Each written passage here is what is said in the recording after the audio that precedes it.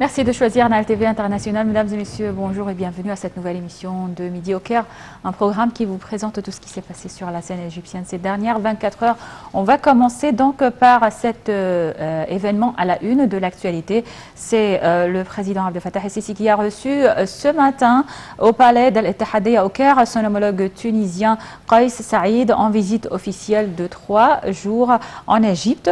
Un sommet égypto-tunisien se tient aujourd'hui entre les deux présidents, Abdel Fattah el-Sisi et Kais Saïd. Le sommet est centré sur nombre de questions régionales et internationales d'intérêt commun. Les deux chefs d'État examine donc les moyens de renforcer les relations bilatérales et la coopération mutuelle dans tous les domaines entre les deux pays, en particulier le domaine sécuritaire et économique. La présidence tunisienne avait déclaré que la visite du président Kais Saïd en Égypte répondait à l'invitation du président Abdel Fattah el-Sisi dans le cadre de relancer la communication et d'établir de nouvelles visions et perceptions qui renforcent la coopération entre la Tunisie et l'Égypte d'une manière qui répond aux aspirations des deux peuples frères à la stabilité et au développement.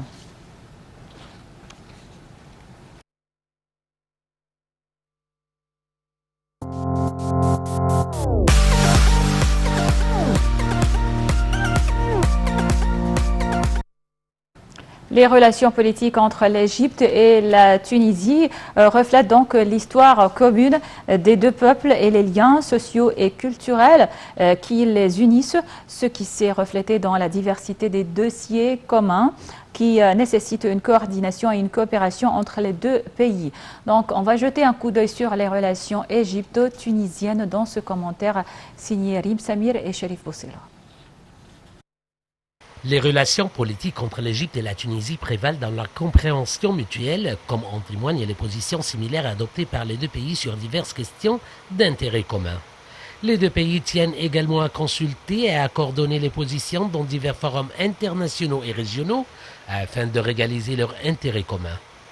Il existe de nombreux problèmes régionaux dans lesquels la coordination des positions entre les deux pays est vitale pour le bénéfice des deux peuples de la nation arabe et islamique et du continent africain, en premier lieu la cause palestinienne et d'autres questions, ainsi que la coordination conjointe sur les questions africaines discutées par le biais de l'adhésion des deux États à l'Union africaine ou d'autres organisations continentales, régionales et internationales. Au cours des dernières décennies, les relations politiques entre les deux pays ont atteint des sommets grâce à des consultations politiques permanentes entre les dirigeants des deux pays et via les réunions périodiques du Haut Comité conjoint qui sont présidées séquentiellement par les deux chefs des gouvernements. Les deux parties ont également assisté à un développement remarquable dans le domaine de la lutte contre le terrorisme.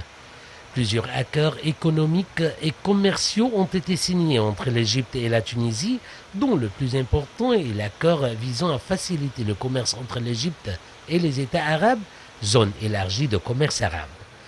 Les investissements tunisiens en Égypte ont augmenté en vertu de la nouvelle loi sur les investissements et de son règlement d'exécution qui offre de nombreuses facilités aux investisseurs. Les relations historiques entre Tunis et le Caire sont marquées par les figures de Gamal Abdel Nasser et de Habib Bourguiba, deux leaders des indépendances considérés par leur peuple comme les pères de la nation. Tous deux ont misé sur la modernisation des sociétés arabes.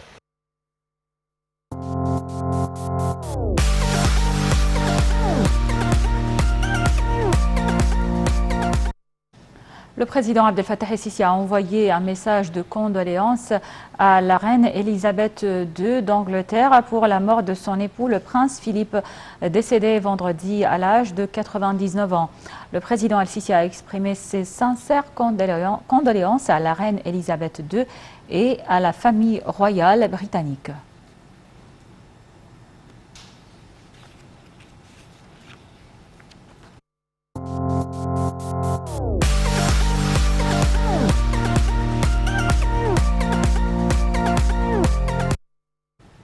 passe donc à cette nouvelle découverte archéologique en Égypte. Une mission archéologique égyptienne a découvert la plus grande ville antique d'Égypte datant de plus de 3000 ans avant notre ère, près de Luxor, dans le sud du pays. La découverte annoncée jeudi dans un communiqué de la mission archéologique sera montrée à la presse ce samedi par le célèbre archéologue et ancien ministre des Antiquités Zahi Hawass qui a dirigé les fouilles. Voici les détails sur cette découverte.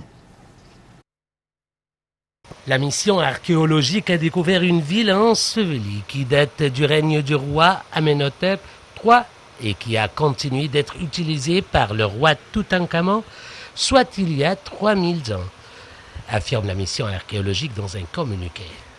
Arrivé sur le trône en 1391, avant notre ère, Amenhotep III est mort en 1353 avant Jésus-Christ. Des objets, dont des bijoux et des poteries portant son sceau, ont été découverts dans la ville, confirmant ainsi la datation, est-il précisé. Il s'agit de la plus grande ville antique d'Égypte. C'est ce qu'a indiqué jeudi le directeur de la mission archéologique, l'ancien ministre des Antiquités et archéologue Zahi Hawass. La mission a commencé ses excavations en septembre 2020 entre les temples de Ramsès III et d'Amenhotep III, près de Luxor, à environ 500 km au sud du Caire. En quelques semaines, à la grande surprise de l'équipe, des formations en briques d'argile ont commencé à apparaître, indique le communiqué. Et le site est en bon état de conservation avec des murs presque entiers et des pièces pleines d'outils de la vie quotidienne. La découverte de cités perdues est la deuxième plus importante découverte archéologique depuis la tombe de Toutankhamon, estime Betsy Briand, professeure d'égyptologie à l'université Johns Hopkins aux États-Unis. Elle permettra notamment de nous offrir un rare aperçu de la vie des anciens Égyptiens durant les heures les plus fastes du Nouvel Empire. La ville est composée de 3 palais royaux ainsi que du centre administratif et manufacturier de l'Empire. Mais les archéologues ont également exhumé une zone de préparation de la nourriture avec une boulangerie, un quartier administratif et un atelier de construction, 2 sépultures de vaches ou de taureaux ainsi qu'une dépouille humaine inhabituelle ont également été découvertes.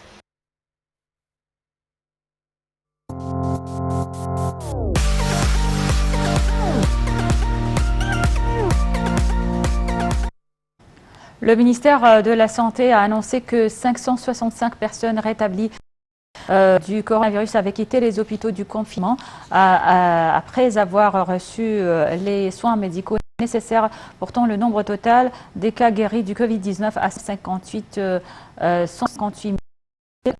054.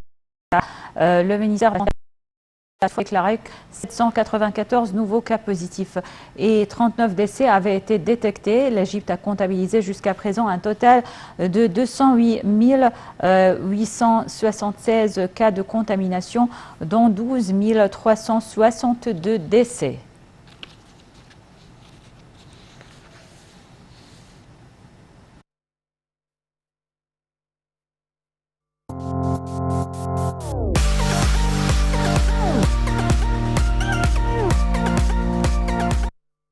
La ministre de la Planification et du Développement économique, Dr Hala Al-Saïd, a affirmé que le succès du programme de réforme économique et l'existence d'une vision intégrée contribuaient à affronter fortement les défis économiques. Elle a expliqué que la période à venir verra le lancement de la deuxième phase du programme de réforme économique et sociale que l'État avait lancé en novembre 2016, conformément à la vision 2030 de l'Égypte, et visait à mettre en œuvre des réformes structurelles fondamentales.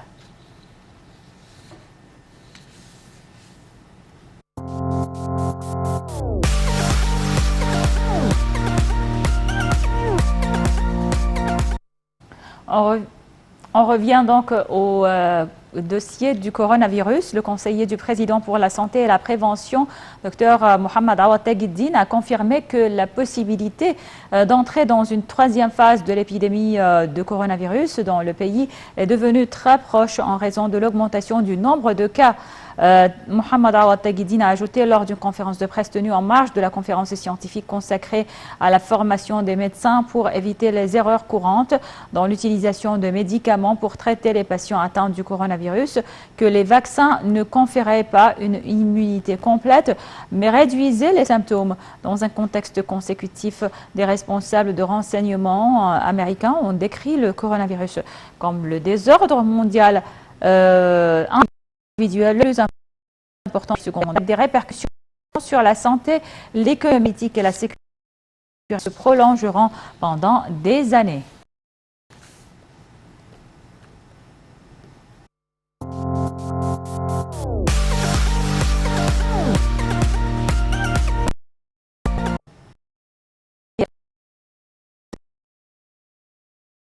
Le dernier de la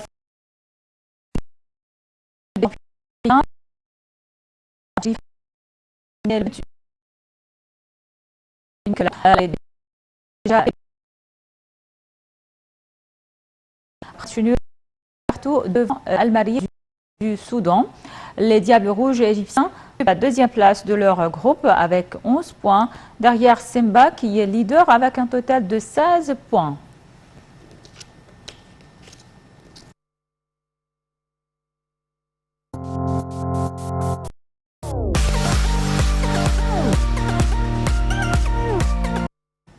L'autre géant du football égyptien, Zamalek, a accompli ses préparations pour affronter ce soir les Sénégalais de Towngate au stade du Caire. Zamalek espère gagner la rencontre et attendra un cadeau de l'Espérance de Tunisie qui devra dominer le MC Alger pour offrir à Zamalek le billet de qualification au huitième de finale. Le Français Patrice Carteron, le technicien de Zamalek, a déclaré hier lors d'une conférence de presse que ses joueurs visaient seulement la victoire face aux Sénégalais de Towngate. Il a ajouté qu'il poursuivra de loin la rencontre Espérance MC Alger, espérant la victoire des Tunisiens.